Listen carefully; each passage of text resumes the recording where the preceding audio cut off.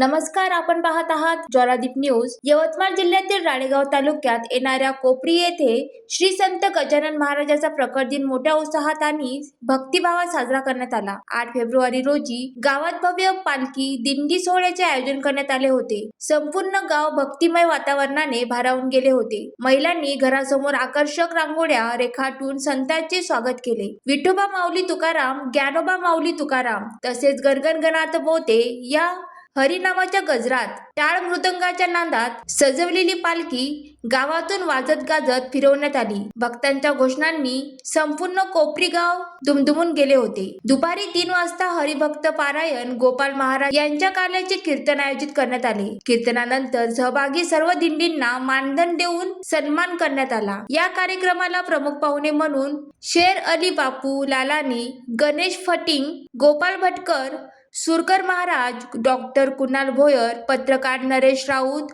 रणधीर हिनाके, हरिभाऊ उल्लेवार, शेषराव निकोडे, महादेव मोहरके, प्रणय धुर्वे, अंशु सोयाम, शंकर कोवे, रामा काहेवार, नानाजी पराते, police Patil अलकाताई बातुलवार, Pallavi Madavi यांची उपस्थिती होती. कार्यकर्त्याचे आभार प्रदर्शन देवेंद्र निकोडे यांनी केले. समस्त कोपरी ग्रामस्थांच्या सहकार्याने हा पालखी सोहळा उत्साहात आणि शिस्तबद्ध वातावरणात पार पडला. ज्वालादीप न्यूज साठी नरेश राऊत, यवतमाळ.